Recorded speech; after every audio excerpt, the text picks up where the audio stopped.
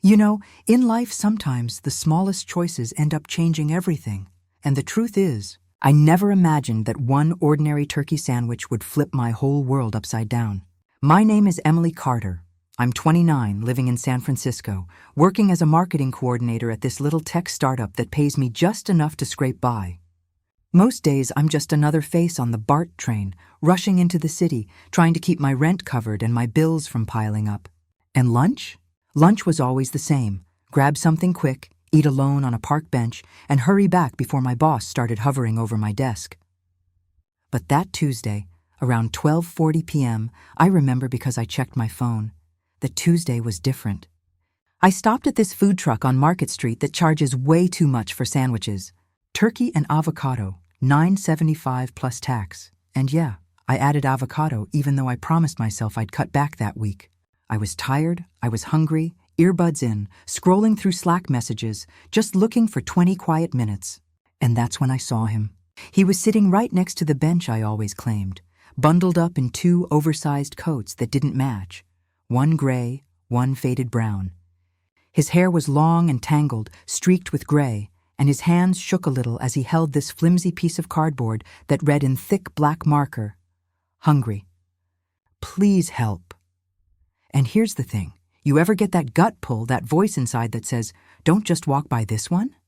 That's what hit me. I hesitated for a second, thought maybe I should just drop a couple dollars and keep moving. But instead I sat down a few feet away, unwrapped my sandwich, and broke it in half.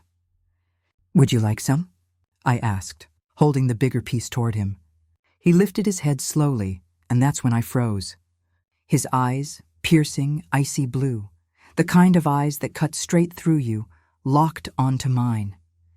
For a second, I swear I forgot to breathe. He reached out carefully, like the sandwich was something fragile, his fingers trembling as he whispered, "Are you sure?" "Of course," I said, trying to sound casual. "It's too big for me anyway." Total lie. I was starving, but I couldn't explain why I felt the need to share with him. We sat there, two strangers chewing in silence, while people in suits brushed past us without even glancing down. I kept sneaking looks at him. His beard was mostly gray, his boots worn thin, but the way he carried himself, it wasn't broken. No, there was something else there, like an old dignity buried under layers of exhaustion and dirt. Finally, after a long pause, he cleared his throat. "You remind me of someone," he said, voice low and rough, like it hadn't been used much. My head tilted. "Who?" He shook his head, eyes sliding away. "Doesn't matter." And then, just like that, he stood up, tucked the rest of the sandwich into his coat pocket, and walked off toward the corner, leaving me staring after him with this weird tightness in my chest. I wanted to call out, ask his name, anything, but I didn't. I just sat there, picking at the crust of my half, wondering why those blue eyes felt like they were carved into my memory. The rest of the day was a blur. Emails, deadlines, pretending that brief encounter meant nothing. But it had. It had gotten under my skin in a way I couldn't shake. And 3 nights later, over pasta and wine with my fiancé, I would describe that man to him. That's when Daniel's face would go pale, his fork frozen halfway to his mouth, and he would whisper words that made my heart stop. "Emily, that's my dad." I swear for a second I thought he was joking, but the look on Daniel's face told me otherwise. His fork hovered midair, his knuckles white around it, his blue eyes, the same piercing shade as the man on that bench, locked on me with something between panic and anger. "Emily," he said again, slower this time, like each word weighed 100 pounds. "That's my dad." My stomach flipped. "Wait, your dad?" "No, Daniel, this man was homeless. He was wearing 2 coats, his hair was a mess, he looked like he hadn't showered in weeks." "That couldn't have been—" "It was him," Daniel cut me off, his voice sharp enough to make me stop. He set his fork down, wiped his mouth with the back of his hand, then leaned back in the booth like he suddenly needed space. "I know exactly who you're describing." For a moment, I just stared at him, my brain scrambling to catch up. All this time, I thought his father wasn't in the picture. I thought maybe he had died, or maybe they'd just cut ties years ago. Daniel had been vague whenever I asked, brushing it off with a tight, "we don't talk about him." But never, never did I imagine his father was alive, let alone living on the streets. My heart pounded in my chest. "Daniel," I whispered, leaning forward, "why didn't you tell me?" He looked away, his jaw tight. "Because he doesn't exist to me. Not anymore. He walked out when I was 17, left us with nothing but debt and a fractured family. I spent years cleaning up after him." His words came out clipped, bitter, like each one had been sharpened by years of resentment. I swallowed hard, my mind flashing back to that man's trembling hands, the quiet dignity in his eyes. It didn't match the monster Daniel was describing. "But he's still your father," I said softly. Daniel snapped his gaze back to me, and for the first time since I'd known him, there was something icy in his stare. "Don't romanticize him, Emily. You don't know him. You don't know what he did to us." I opened my mouth, then closed it, suddenly unsure. Because he was right. I didn't know. I'd only seen a man hungry enough to accept half a sandwich from a stranger. But the tension between us lingered through the rest of dinner. I barely touched my pasta. Daniel didn't order dessert like he usually did. The walk back to our apartment was silent, his hand brushing mine once and then pulling away like even touching me was too much. That night, lying in bed, I couldn't sleep. My mind kept replaying those blue eyes, the gravel in his voice, the way he'd said, "You remind me of someone." Had he meant Daniel? Did he recognize me somehow? And why did Daniel look more afraid than angry when I mentioned him? Over the next few days, I tried to drop the subject, but it ate at me. At work, my coworkers talked about new clients and campaign deadlines, but all I heard was that man's voice in my head. At night, Daniel stayed later at the office, claiming endless meetings, and when he came home, he was quieter, shorter with me. One evening, I finally pressed, "Daniel, can we talk about your dad?" He froze, keys halfway to the bowl by the door, then exhaled like the weight of the world was pressing on him. "Emily, let it go." "I can't," I said softly. "Not when I saw him. Not when I know he's out there." He turned slowly, eyes hard. "Do you think I don't know he's out there? I see him sometimes, too." I cross the street. I keep walking, because that man stopped being my father a long time ago. His voice cracked slightly at the end, and for the first time, I saw the hurt under the anger. He disappeared into the bedroom before I could answer. But me? I couldn't let it go. The next morning, while Daniel was still asleep, I sat at the kitchen counter with my coffee and typed into Google, "Homeless man, Market Street, Blue Eyes, San Francisco." Nothing. Of course nothing. I sighed, staring at the steam rising from my mug. And then something reckless flickered in me. What if I went back to the park? What if I found him again? The thought terrified me, but it also pulled me like a magnet. Because deep down, I knew this wasn't over. I had stepped into something bigger than me, something Daniel desperately wanted to keep buried. And whether I liked it or not, I had already chosen a side the moment I broke that sandwich in half. The following Saturday, I told Daniel I was going out shopping, but the truth is, I headed straight back to Market Street with a paper bag of sandwiches from the same food truck. It was around noon, and the sidewalks buzzed with the usual weekend crowd. Tourists snapping photos, cyclists weaving through traffic, kids tugging on their parents' hands. My eyes scanned every corner, every bench, my heart thudding with a strange mix of nerves and hope. And then I saw him. Same ragged coats, same salt and pepper beard, same piercing blue eyes staring down at the cracks in the pavement like they held some secret. I hesitated, clutching the bag to my chest, then forced myself to walk over. "Hi," I said quietly, sitting down a few feet away.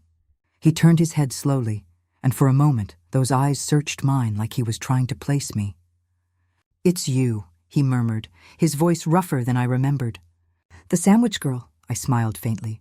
"I brought more today. Hope you're hungry." I held out the bag, and he reached for it with careful hands, pulling out a sandwich like it was gold. "Thank you," he whispered, unwrapping it slowly. "You don't know how much this means." For a while, we just sat there, him eating in silence, me stealing glances, wondering how on earth this man could be the father of the man I was supposed to marry. Finally, I said, "Can I ask your name?" He looked up, chewing slowly, then swallowed. "Richard," he said. The name hit me like a jolt. Richard Foster. Daniel's last name. My pulse quickened, but I forced my voice to stay steady. "Nice to meet you, Richard. I'm Emily." He nodded like he already knew. "Emily," he repeated, almost tasting the name. And then, softer, You remind me of someone. My chest tightened. Who? This time he didn't look away. He studied me, his eyes narrowing slightly, and then he sighed. My son's fiancé. I froze. My throat went dry. What? He leaned back against the bench, his sandwich half-eaten, his gaze locked on me. Daniel, he said simply. My stomach dropped. How do you know that? He gave a bitter laugh, low and tired. Because I've seen you, the two of you, walking together, laughing, like nothing in the world could touch you. I watch from a distance. That's all I can do now. My mind spun. Daniel told me you weren't in the picture, I said softly. Richard's jaw tightened. That's what he tells everyone. It's easier that way.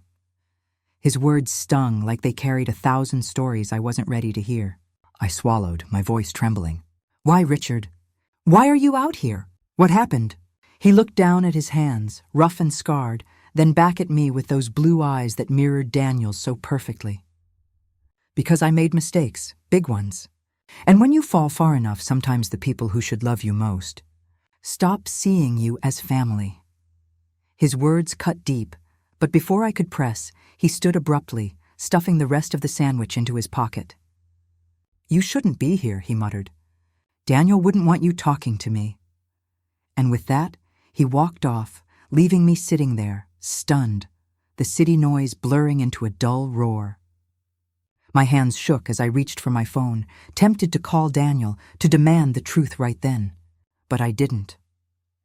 Instead, I sat there on that bench, staring after Richard, torn between two worlds, the man I loved and the father he hated, both bound together by secrets I was only beginning to unravel.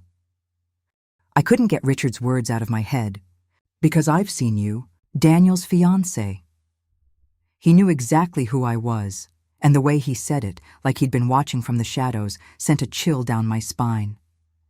That night, back in our apartment, Daniel was sitting on the couch with his laptop open, spreadsheets glowing on the screen. I tried to act normal, but my heart was pounding. Hey, I said casually, kicking off my shoes. Can I ask you something? He didn't look up. What is it? When was the last time you saw your dad? His fingers froze above the keys. Slowly he shut the laptop and set it aside. His jaw flexed. Why are you asking me that again, Emily? I swallowed hard. Because I ran into him. His eyes shot to mine, sharp and furious. What? I forced myself to hold his stare. I went back to Market Street. I found him. He told me his name, Richard. Daniel stood so fast the coffee table rattled. Are you out of your mind? You went looking for him? I just wanted answers, I said quickly. You won't tell me anything, Daniel. I had to know for myself. He raked a hand through his hair, pacing the room like a caged animal. You don't understand. That man will ruin you. He ruined all of us. Then tell me what happened, I cried. Because right now, all I see is a hungry man on a bench, and the only thing he's guilty of is looking like you. Daniel stopped pacing, breathing hard. For a moment I thought he might finally open up. But instead he shook his head. You don't need to know, Emily. He's not part of our life. End of story. He grabbed his jacket and stormed out, the door slamming behind him, leaving me trembling in the silence. The next day I couldn't focus at work. Numbers on spreadsheets blurred, voices in meetings droned like static. By noon, I found myself back at the park, clutching another sandwich in a paper bag. And there he was, like he'd never moved. When he saw me, his lips curved into the faintest smile. Back again? He asked. I guess I am, I said, handing him the sandwich. He took it gently, nodding in thanks. For a while, we just sat, the sound of pigeons flapping overhead filling the silence. Finally, I said, He hates you, you know. Daniel, he says you ruined everything. Richard's shoulders slumped, and for a moment he looked smaller, older. I know, he whispered. Because I did. I lost their trust. I lost their respect. And when money disappeared, love disappeared with it. My brow furrowed. Money? He nodded, his eyes distant. I used to work in finance. I thought I was smarter than the system. Took risks I shouldn't have. At first it paid off, then it didn't. One bad investment after another. We lost the house, the cars, everything. Evelyn, Daniel's mother, she begged me to stop, but I couldn't admit I was wrong. Pride is a poison, Emily. It destroyed us. My heart twisted. So you walked out? He shook his head, his voice rough. No, they pushed me out. Evelyn told me to leave. said the kids deserved better than watching me fall apart. Daniel was 17, old enough to hate me for it, and he did. His words sank into me like stones. Suddenly Daniel's anger made sense, but so did Richard's pain. "Why are you still here? On the streets?" I asked softly. He gave a humorless laugh. "Because once you fall, it's not so easy to climb back up. Doors close, people stop returning calls, and after a while, you start believing you don't deserve another chance." I felt tears prick my eyes. This wasn't the monster Daniel had painted. This was a broken man, ashamed and abandoned, but still clinging to some shred of dignity. And then he looked at me, his gaze sharp. "But you gave me a sandwich. You sat down. Do you know how long it's been since someone looked me in the eye like I mattered?" My throat tightened. "Richard." He reached out, his rough hand brushing mine for just a second before pulling back. "Don't let him push you into his bitterness. Daniel's a good man, but his heart is hard now. Promise me you won't let him turn you against compassion." I nodded, swallowing hard. "I promise." That night when Daniel came home, he didn't speak to me. He barely looked at me. But as I lay in bed beside him, staring at the ceiling, I knew one thing for sure. I couldn't ignore Richard anymore. Because deep down, I wasn't just caught between two men. I was standing at the edge of a secret that could tear my entire engagement apart. The tension between Daniel and me grew heavier with every passing day, like a storm cloud that refused to break. He barely spoke to me unless it was about wedding details, and even then, his tone was clipped, distant. I knew he was angry that I'd gone behind his back, but the more he shut down, the more determined I became to find clarity. I couldn't marry a man with this giant secret festering between us. So one Friday evening, after another long, silent dinner, I put my fork down and said, "Daniel, I can't do this anymore." He looked up sharply. "Do what?" "Pretend. Pretend that your father doesn't exist. Pretend that you're fine when you're clearly not. Pretend that I can walk into this marriage blind. I deserve the truth." His jaw clenched. "The truth? The truth is he's a liar, a thief, a coward. He gambled away our life, and then he left us to pick up the pieces. He doesn't deserve another word from me, let alone your sympathy." My voice trembled but stayed firm. "But he didn't leave, Daniel. He told me Evelyn pushed him out. He told me he tried, and you—" "Stop!" Daniel barked, slamming his hand against the table hard enough to rattle the glasses. "You don't know what you're talking about. You've known him for what, 5 minutes? And suddenly you think you see the truth?" "Maybe I do," I whispered. He stared at me, eyes blazing, then pushed back from the table and stormed out, the door slamming like a gunshot. My hands shook as I cleaned the dishes alone, wondering if I'd just shattered us for good. The next day I went to find Richard again. He was in the same spot, as if he belonged to that bench, sipping from a styrofoam cup someone must have given him. When he saw me, he gave a tired smile. "You came back." I sat beside him, heart heavy. "Richard, I told Daniel I spoke to you. He's furious." His eyes softened with sadness. "Of course he is." I don't blame him. I wasn't the father he needed. "But you're still his father," I said, voice breaking. "And he's still your son." Richard looked down at his hands. "You're right.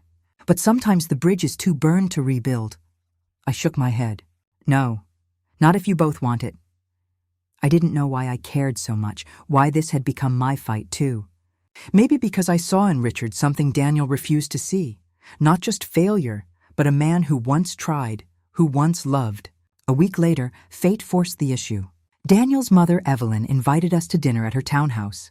I'd only met her once before, and she'd been polite but cold, her smile like porcelain. That evening, as we sat at her gleaming dining table under a chandelier that sparkled like ice, she poured wine and asked about wedding plans, her voice smooth and practiced. Halfway through the meal, I couldn't hold it in any longer. "Evelyn," I said softly, "can I ask you something? About Richard?" The glass slipped slightly in her hand before she caught it, her smile freezing. Daniel's fork clattered against his plate. "Emily," he warned, but Evelyn's eyes narrowed, her mask cracking just a little. "What about him? Why did you tell him to leave?" I asked. The silence that followed was suffocating. Daniel stared at me in shock. Evelyn's lips pressed into a thin line. Finally, she set her glass down with a sharp click. "Because he was destroying us," she said coldly. "Because every day with him was another disaster waiting to happen. because I had 2 children to protect, and he was dragging us down with him. Daniel's face went pale. You told him to go? Evelyn's eyes flicked to him, softening slightly. It was for the best, Daniel. He couldn't be saved. We had to move on. The air in the room grew heavy as realization dawned on Daniel's face. He looked at me, then back at his mother, his whole world tilting. All this time you let me believe he abandoned us. Evelyn didn't answer. She didn't need to. The silence said it all. Daniel pushed back from the table, his chair scraping loudly. I need air. He walked out into the night, leaving me alone with Evelyn's cold gaze. You meddled, she said sharply. And now you've broken him. No, I said quietly, my heart racing. The lie broke him. I stood and followed Daniel outside. I found him leaning against his car, his hands trembling, his eyes wet. For the first time since I'd known him, he looked small, vulnerable. Emily, he whispered, all these years I hated him. I thought he chose to leave me. And it was her. She pushed him out. I touched his arm gently. You can still choose, Daniel. You can choose whether to keep hating him or maybe try to see him again. His eyes searched mine, desperate and broken. And in that moment, I knew what I had to do. The next day, I brought Daniel to the park. Richard was there, as always, staring at the pigeons like they were his only companions. When he saw me approach, his face brightened, but when he noticed Daniel at my side, his whole body stiffened. For a moment, none of us spoke. Then Daniel whispered, his voice cracking, Dad. Richard's eyes filled instantly, his lips trembling. Daniel! It was awkward, painful, raw. Words stumbled out, accusations, apologies, tears. Daniel admitted his hatred, Richard admitted his failures, and me? I just stood there, watching 2 broken pieces try to fit back together. When Daniel finally hugged his father, clumsy and hesitant, my chest ached with something fierce and beautiful. It wasn't perfect. It wouldn't erase the years of bitterness, but it was a start. Weeks later, our wedding plans shifted. We made it smaller, simpler, and though Richard didn't sit at the head table or wear a suit, he stood in the back, clean-shaven, his eyes shining with pride. For the first time, Daniel didn't look away. As for me, I learned that day on the park bench that kindness is never wasted. Sometimes a sandwich is just a sandwich, but sometimes it's the beginning of a story that changes everything.